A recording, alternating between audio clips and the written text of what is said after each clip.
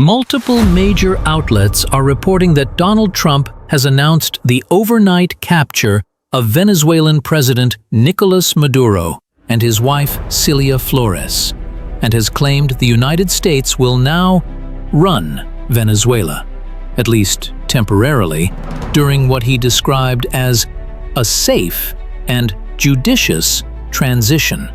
That single word, run, is doing a lot of heavy lifting, because it can mean radically different things depending on how it's defined.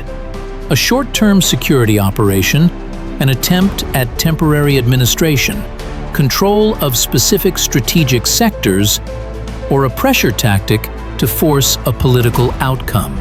So, in this video, we're going to separate what is being claimed from what is clearly supported in public reporting, and then focus on the real-world consequences. What such a claim would require to function, what questions it triggers legally and diplomatically, and what signals to watch in the first days. The most attention-grabbing moment is the announcement itself. The claim that Maduro and Flores were captured and moved out of the country, alongside public statements implying the operation was conducted with U.S. law enforcement involvement and military capabilities. Reporting also describes Trump presenting this as a major strategic success and suggesting the U.S. intends to oversee Venezuela until a transition can be carried out. Even if you set politics aside, this is an extraordinary assertion in modern international affairs. When a leader says their country will run another sovereign state, the immediate questions are not rhetorical, they're operational and legal. One of the first issues raised in reporting is oversight and process inside the United States. Public statements have suggested the mission could not be pre-announced widely because it might jeopardize operational security, and there have been comments implying concerns about leaks if Congress were notified in advance. That argument, whether you agree with it or not, points to a familiar fault line in U.S. politics: how far executive authority extends during high-stakes national security operations and what oversight is required. Then comes the international law problem, which doesn't disappear just because someone says they're acting for security reasons. Legal analysts have repeatedly noted in comparable situations that seizing a foreign leader on their own territory can raise serious questions about jurisdiction, sovereignty, and whether the action would be interpreted as unlawful intervention or something even more severe, depending on the facts, mandates, and international framework involved. The same action can be described as law enforcement by one side and aggression by the other, and the distinction often becomes the center of global response.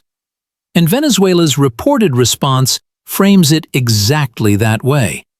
Coverage describes Venezuelan officials condemning the actions and accusing the U.S. of trying to seize strategic resources, particularly oil and minerals, and of violating political independence. Reports also describe calls for internal mobilization and national defense measures.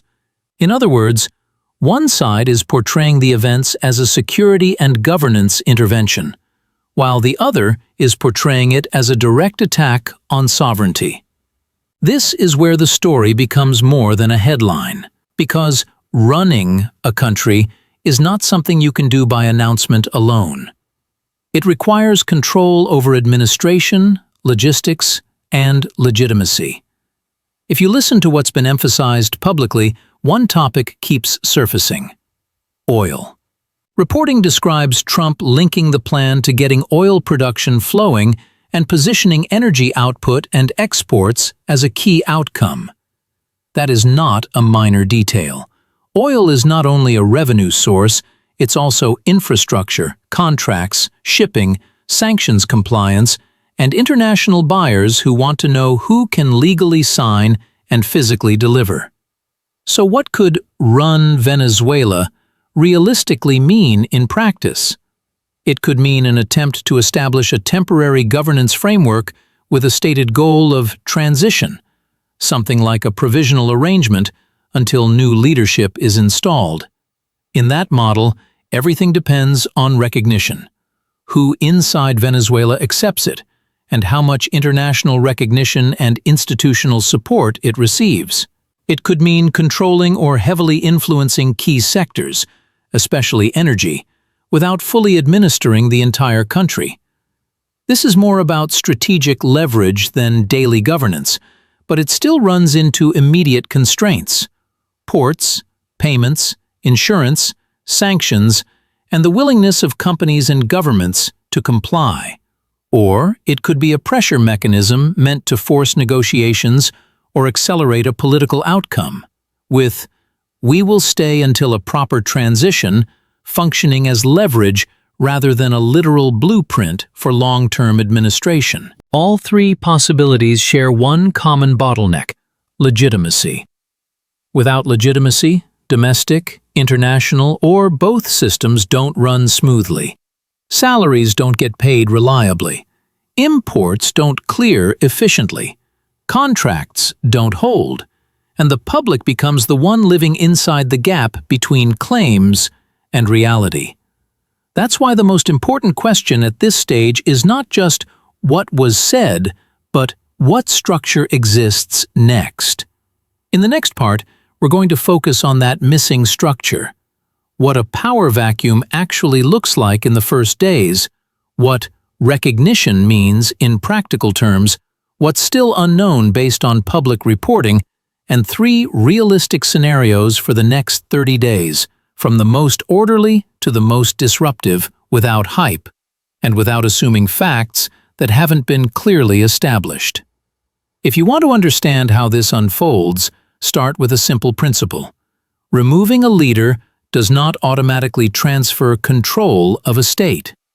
Governments are systems ministries, courts, security forces, budgets, ports, airports, utilities, payment rails, and international relationships.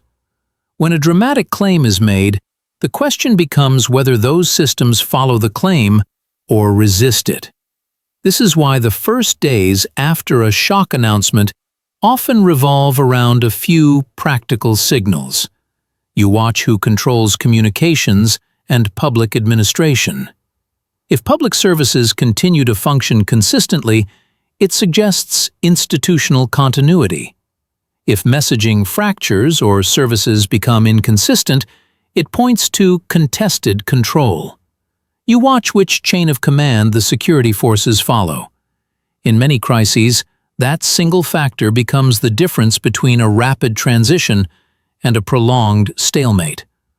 You watch whether a credible interim structure is announced and whether it can execute basic governance tasks rather than only making statements. And you watch international recognition, because recognition is not symbolic in practice. It determines who can access funds, sign agreements, obtain insurance, and operate supply chains. This is where oil re-enters the story in a major way.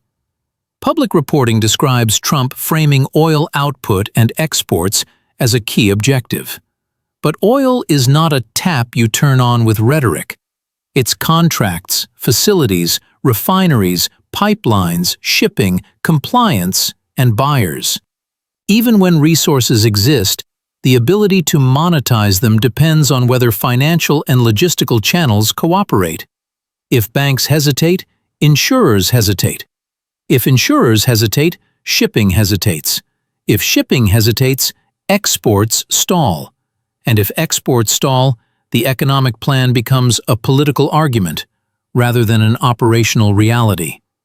At the same time, there is the U.S. domestic dimension.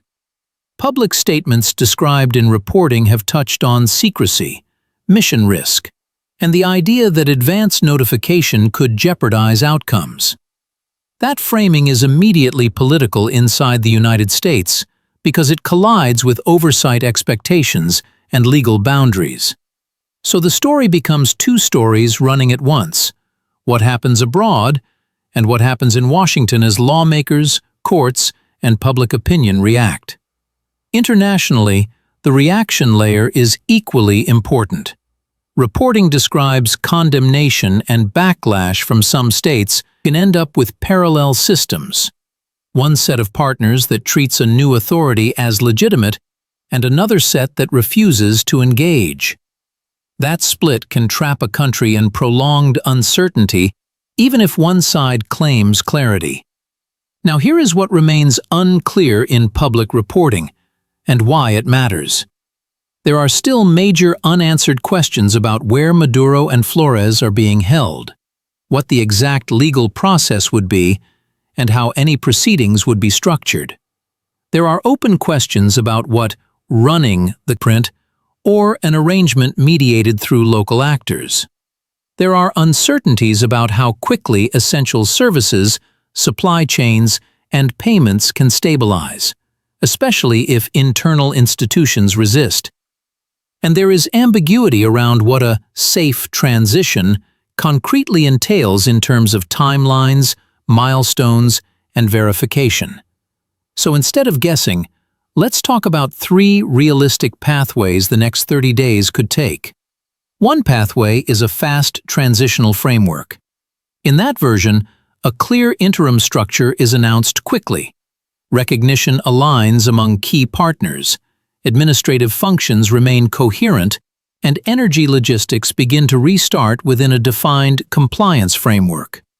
You would see a public roadmap with concrete steps, visible coordination with external monitors or partners, and early stabilization signals in ports. But it can be more damaging over time because uncertainty becomes the permanent condition. A third pathway is escalating diplomatic isolation with economic disruption.